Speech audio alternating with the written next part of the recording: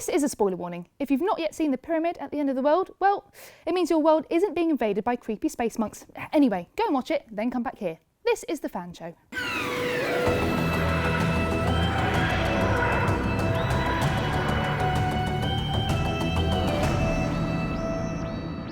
Joining us this week is a stage and screen actor who's playing Agrofuel's more responsible scientist, Erica. It's Rachel Denning. Hello. And joining her is someone you may not recognise because he's usually got a rubber head on, playing all of our tallest, slimmest and scariest monsters, including the monks. It's Jamie Hill. Hello.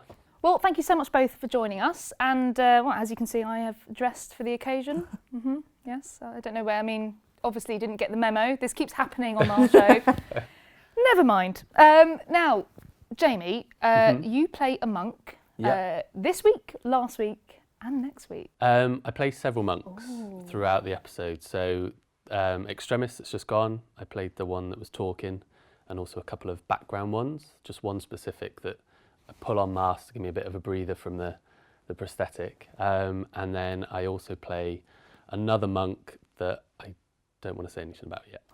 Oh, spoilers. So what is that like as a prosthetic to wear? It's the first time I've done prosthetics at all, and it's obviously this foam piece here. So you get a cowl put on straight over your head, and then your face is just left open. A cowl? A cowl. A cowl? Yeah, that's what they called it. I don't know if What's it's the a right... cowl? Is that it's the rest of the head, basically. Okay. So like I had a big pointy skull, much like my own skull, to be honest. And then they glue all that round the edge. They put a ball cap on first, which was fun.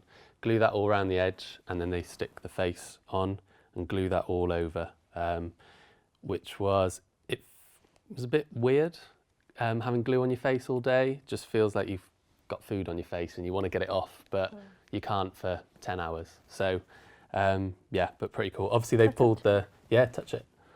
So it's just foam. I think it's I foam probably latex. won't be able to feel it in these gloves, but it's fine. The chin's the best part. It's nice. It's nice. Yeah. Yes, I like that. But yeah, they obviously pulled an eye out to let me see a bit better Yeah. after filming was done. So part of this episode is set in a fictional place called Turkmenistan, which you guys filmed in Tenerife. Oh my God! So that's hot weather prosthetics. How did you get on?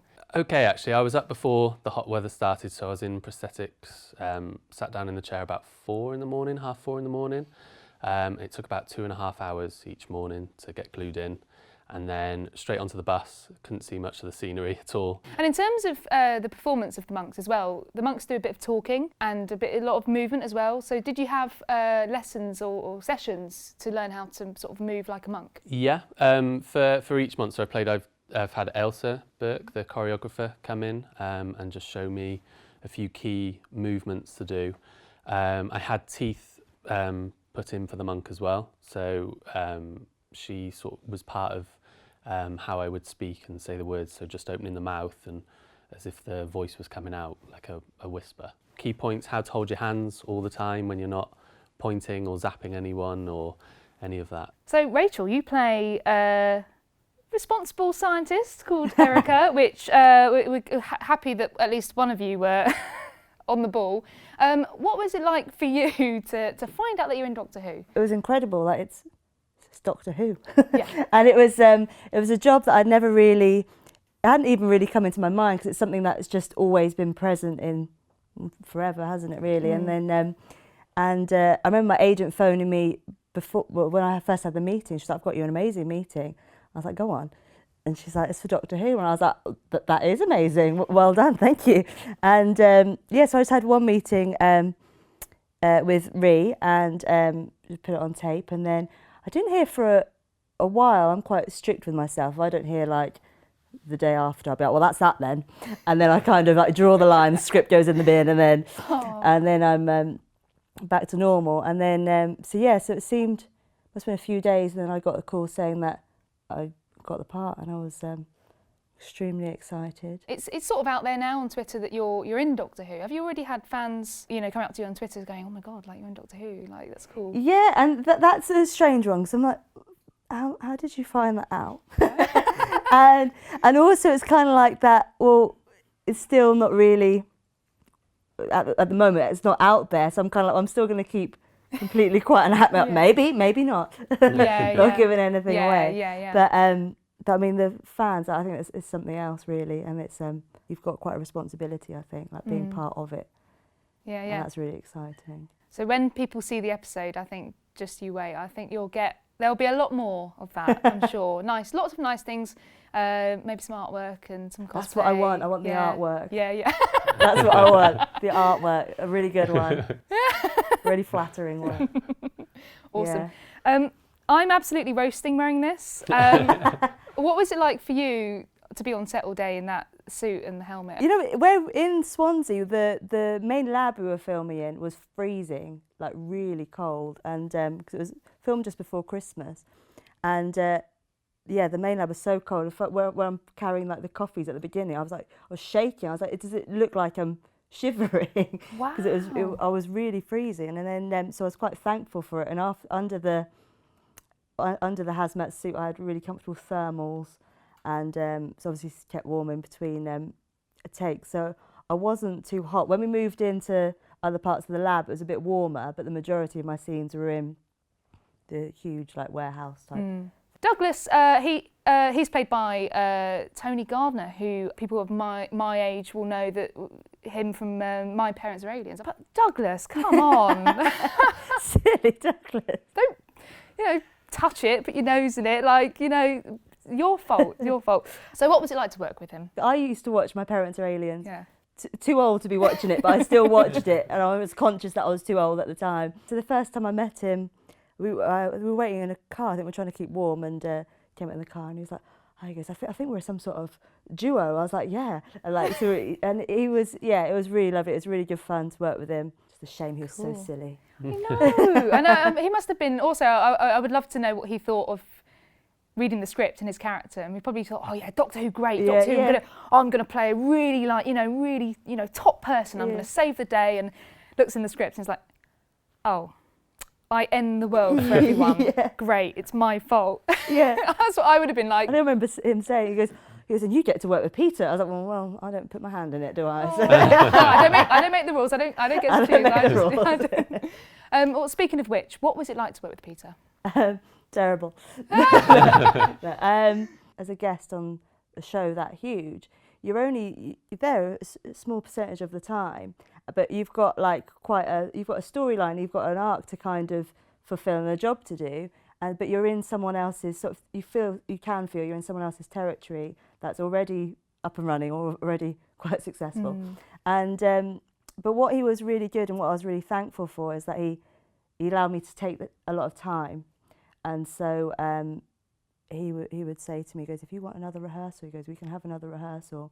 He said, you don't feel that you're being rushed in any way.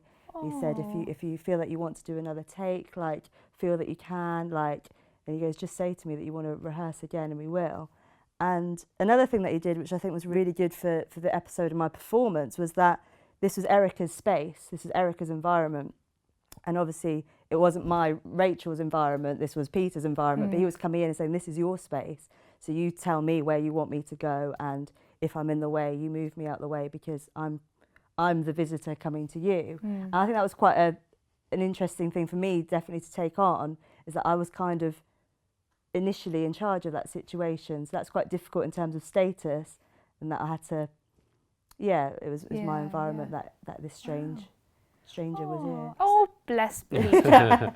Bless Peter, Uncle Pete. And Jamie, you've worked with Peter quite a bit as well, especially on this series. What was it like for you to work with him? He's such a sort of kind person, and he takes the role of the Doctor really seriously, as you probably have seen.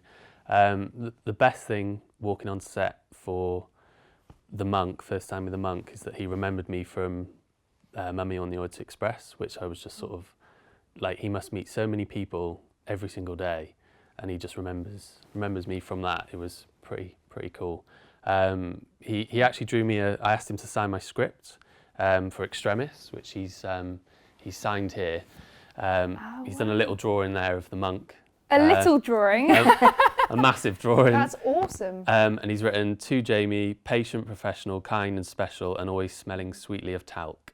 All the best, Peter Capaldi. So I think that's because the mummy costume, there was a lot of talc involved to get talcum into powder. Yeah. Yeah, so it doesn't stick. Yeah. Worst things to smell of. Yes, yeah, true. Oh, that's so lovely though. Yeah. Oh, I did say at the beginning that some people might not recognise you, but then some people might recognise you because your other job is working at the Doctor Who Experience. Yes, it Am is. I right? Yes.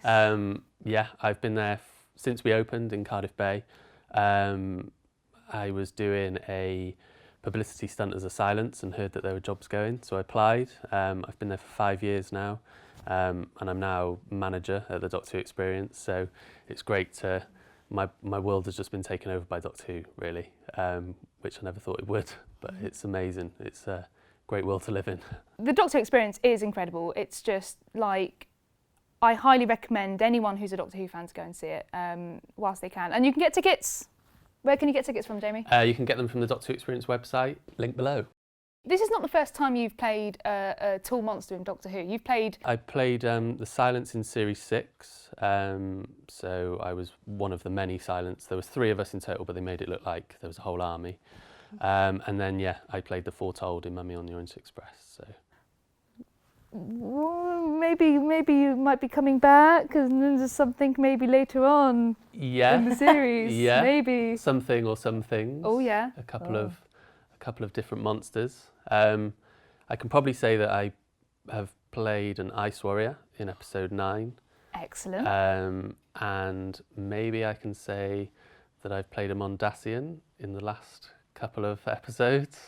Okay, right. Well, that's where we are. Cool. We're only like 7 episodes in, so we've got plenty of time. Well, thank you so much both, and we do have one more thing to do. Roll Sting. This is Top of the Locks, where we measure the hair intensity of hair in Who. So we've got episodes along the bottom and intensity along the side. So what do you think? On an emotional level, I'm starting to feel quite sorry for Nadal. Yes, yeah. Put him a bit higher than last week, I would. Higher than last week? Just give him a boost. I mean, he doesn't need too much of a boost there. I think the defying gravity aspect of Peter's hair is always going to be a winner. Pretty high. Higher than last week? Yeah. Higher? Yeah, about there. Bill. She really has got a steady decline. Yeah, I think on par with Peter from last week. I think it was pretty good. Okay. This episode. Okay. So Nadal, you've gone up, but you're still not. There we go. Oh. I I'm think happy that's with about right. Change things up a little bit. Yeah. We've got Pearl's hair's getting steadily more intense again. So it'll be interesting to see where this goes. Well, thank you so much. And now over to Luke in the internet.